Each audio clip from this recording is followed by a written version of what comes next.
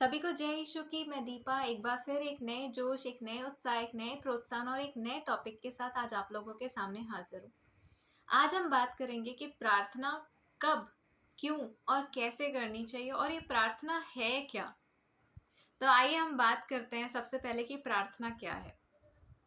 प्रार्थना कोई जटिल चीज नहीं है, कोई ऐसी कठिन चीज नहीं कि जिसको एक एक्सपर्ट्स के द्वारा या टेक्नीशियंस के द्वारा ही सीखा जा सकता है। प्रार्थना एक नॉर्मल बातचीत है। आइए मैं आपको सिंपल से शब्दों में सिखाती हूँ। आज हम हमारे घर में हमारे माता पिता के साथ या हमारे बड़े बुजुर्गों के साथ, जो भी हमारे घर का मुखिया है, हम उनके साथ रहते हैं। तो हमारे मुखिया के साथ हम डेली हमारे जीवन में क्या हो रहा है, कैसे हो रहा है, उस चीज के बारे में हम अपडेट करते हैं। उसके बारे में हम हमारे घर के बड़ों को हम बताते हैं कि हमारे जीवन में ये हुआ वो हुआ। ठीक इसी प्रकार की बातचीत, इसी प्रकार हमारे दिल की बातों को जब हम खोलकर स्वर्गीय पिता परमेश्वर के सामने रखते हैं, तो इन्हीं बातचीत को, आपके और स्वर्गीय पिता परमेश्वर के बीच की गुप्त बातचीत को ही प्रार्थना कहा जाता है। हमने ये तो सीखा कि प्रार्थना क्या है, लेकिन प्रार्थना हमें कब और कैसे करनी चाहिए। तो आइए हम सीखते हैं कि प्रार्थना कब करनी चाहिए। प्रार्थना हमें दिन में कम से कम 3 बार करनी चाहिए। पहली बार हमें प्रार्थना भोर के समय में करनी चाहिए, उस समय में जब हमारा पूरा प्लैनेट एक पॉजिटिव वाइब्रेशन से भरा हुआ रहता है। अगर हम बाइबल की बात करें तो बाइबल में हम देख सकते हैं कि अर्ली मॉर्निंग, भोर के समय में अब्राहम हर रोज सुबह उठकर अपनी एक वेदी बनाकर पिता परमेश्वर के पास जाकर, जब सारी दुनिया सो रही होती थी उस टाइम अब्राहम उठकर परमेश्वर से बात करता था।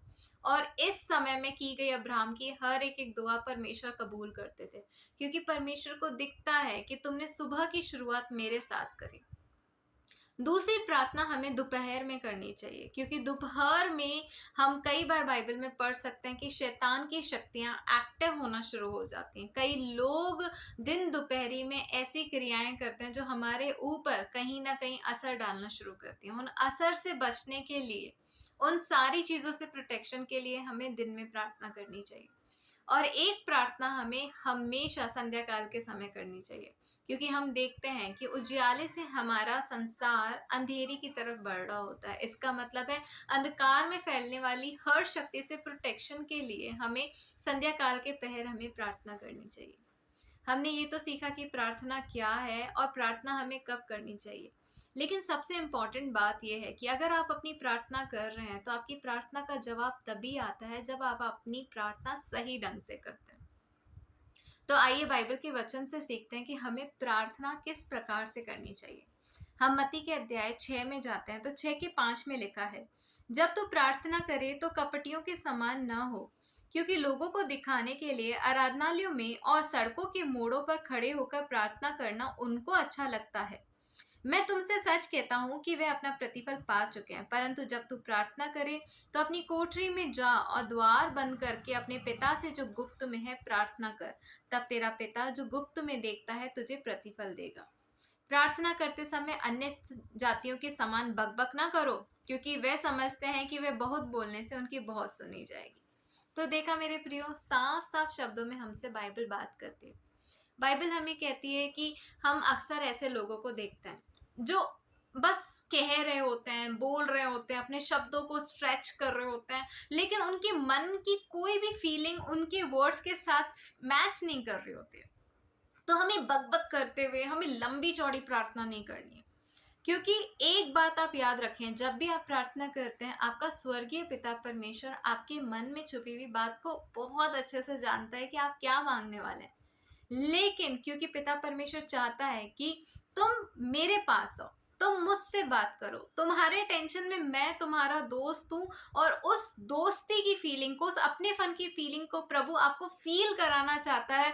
और आपके और पिता परमेश्वर के बीच के रिलेशन को परमेश्वर स्ट्रॉन्ग बनाना चाहता है। प्रभु नहीं चाहता है कि आपके और पिता परमेश्वर के बीच में कहीं पे भी शैतान उसके बीच में एंटर करे। इसीलिए परमेश्वर के नजदीक जाने का, अपनी सारी बातों के लिए खुदा बाप को मनाने का सिर्फ एक ही तरीका है, और वो है प्रार्थना। इसीलिए प्रार्थना कभी भी कपटियों की तरह ना करें, जो गला खोल खोल के चिल्ला चिल्ला के सिर्फ सारी दुनिया का दिखाना चाहते हैं कि मैं धर्मी हूं और मैं प्रार्थना कर रहा हूं। प्रार्थना सदैव गुप्त रीति से करें, क्योंकि गुप्त रीति में आपका स्वर्ग में बैठा हुआ पिता परमेश्वर आपकी गुप्त की प्रार्थना को जल्दी स्वीकार करता है। तो मेरे प्रियो, आज मैंने आपको प्रार्थना करने का तरीका सिखाया है। मैं विश्वास करती हूँ कि आप निरंतर प्रार्थना में आगे बढ़ेंगे और अपनी प्रार्थनाओं के द्वारा अपनी सारी समस्याओं का आप समाधान प्राप्त करेंगे। हम जल्दी एक नए बाइबल की टीचिंग के साथ, बाइबल के एक नए प्रोत्साहित वचन के साथ हम आगे और भी सीखेंगे। जल्दी फिर से तब मिलेंगे, जब तक आप खुश रहें, आनंदित रहें। सभी को जय यीशु की।